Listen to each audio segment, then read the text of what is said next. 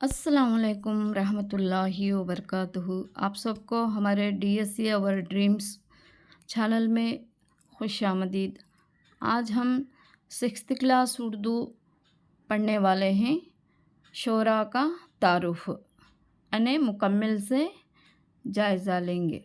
अगर आप मेरे चैनल पर नए हो तो मेरे चैनल को सब्सक्राइब ज़रूर करें। तो फर्स्ट क्या है? दुआ है। दुआ लिखने वाले हैं तिलवक चंद महरूम हैं। इनके ताल्लुक़ से चंद मालूमात देख लेते हैं। इनका नाम है तिलवक चंद है और इनका तखल्लुस है। क्या है तखल्लुस? महरूम आके इनका तखल्लुस है। पैदाइश 1 जुलाई 1887 में तहसील ईसा खलील ज़िला म्यानवाली में इनकी पैदाइश हुई और वफ़ात आके 6 जनवरी 1966 में दिल्ली में इनकी वफ़ात हुई। याद रखना, पैदाइश आकर 87 में हुई ज़िला म्यानवाली में और वफ़ात आके 6 जनवरी 1966 में दिल्ली में हुई। और उनके शेरी मजमूए क्या ही बोले तो गुंज मुआनी शोलानुआ कर उनके शेरी मजमूए हैं। नेक्स्ट हम आगे की तरफ बढ़ते हैं। दो बेटे।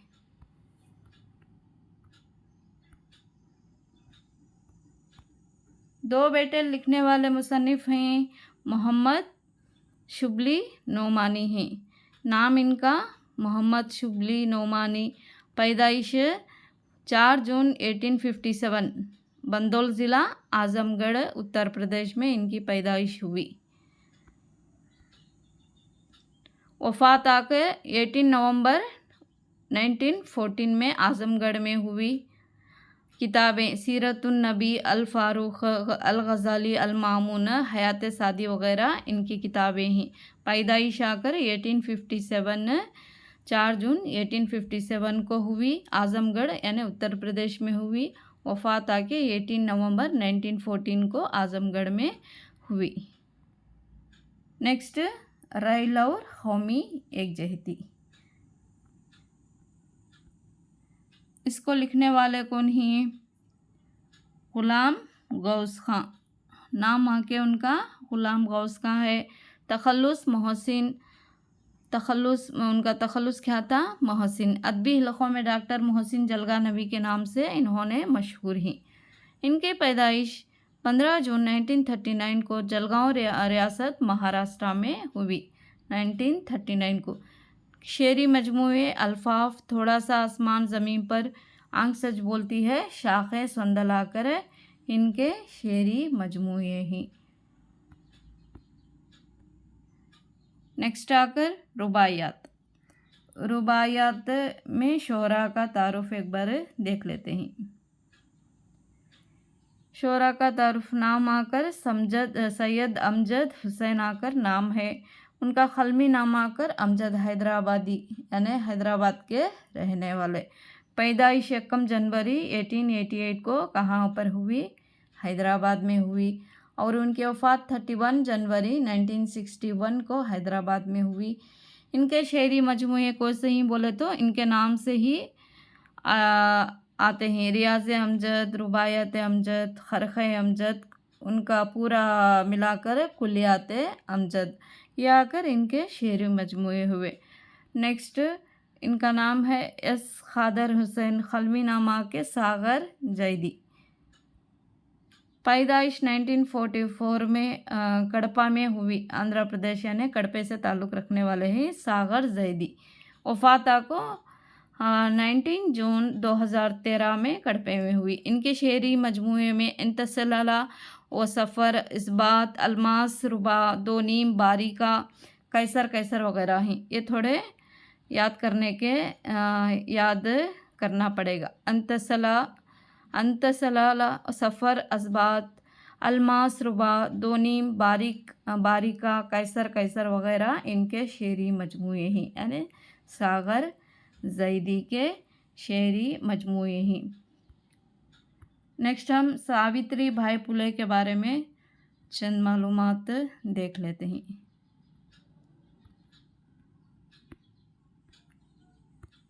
सावित्री भाई फुले की पैदाइश कब हुई? 3 जनवरी 1831 को ज़िला सितारा में हुई। इनका ताल्लुक़ा को इनका ख़ानदानी पेशा कौन सा था? ज़राअत था। इनकी जाए पैदाइश 50 किलोमीटर दूरी पर है। इनके वालिद का नाम आके खटोंजी नवेसे पाटिल और वालिदा का नाम लक्ष्मीबाई था। ये बहनों में सबसे बड़ी हैं। इनका ताल्लुक़ कौन से कबीले से था बोले तो माला कबीले से इनका सावित्री भाई फुले का ताल्लुक़ था। 9 साल की उम्र में इनकी शादी किन से हुई? ज्योतिराव फुले से हुई। ज्योतिराव फुले की उम्र इस वक्त 12 साल की थी। इनको कोई औलाद नसीब ना हुई तो उन्होंने एक बेवा ब्राह्मण औरत के बच्चे यशवंत राय को उन्होंने गोद लिया। कौन? सावित्री भाई फुले।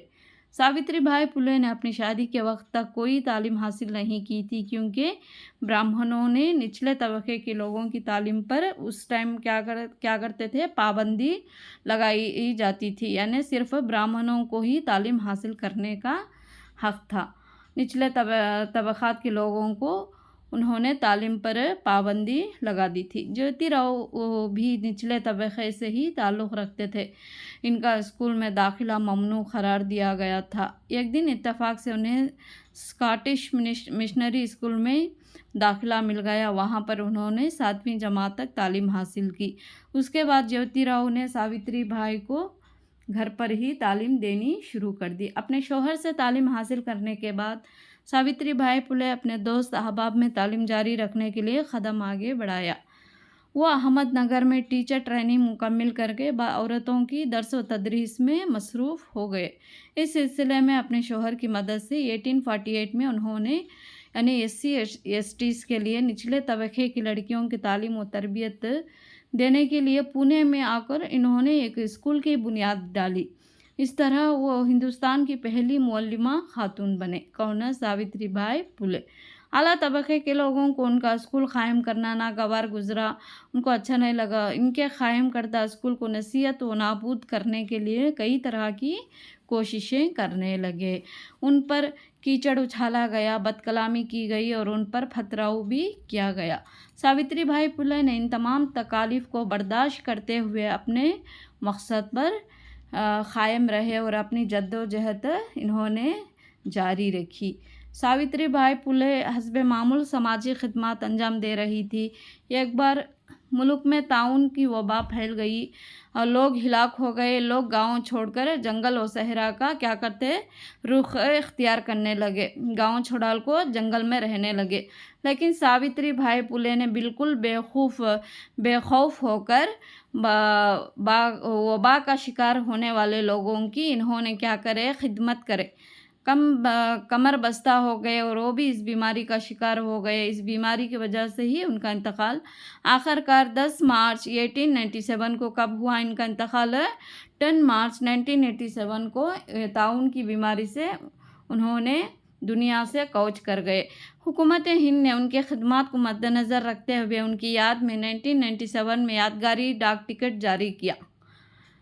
इनकी यौम पैदाइश 3 जनवरी को कौमी यौम ख़वातीन असातिज़ा के तौर पर मनाया जाता है, यानी नेशनल वुमेन टीचर्स डे के तौर पर कब 3 जनवरी को मनाया जाता है इनके याद में, सावित्री भाई फुले के। तो आज रहा यही, ये क्लास आज यहीं पर ख़त्म हुआ। इंशाअल्लाह नेक्स्ट क्लास में आगे का देखेंगे। अगर आपको मेरे वीडियोस अच्छे लगे हो तो लाइक करें, कमेंट करें, शेयर करें, मेरे चैनल को सब्सक्राइब ज़रूर करें। अस्सलामु अलैकुम रहमतुल्लाहि व बरकातहू। अल्लाह हाफ़िज़।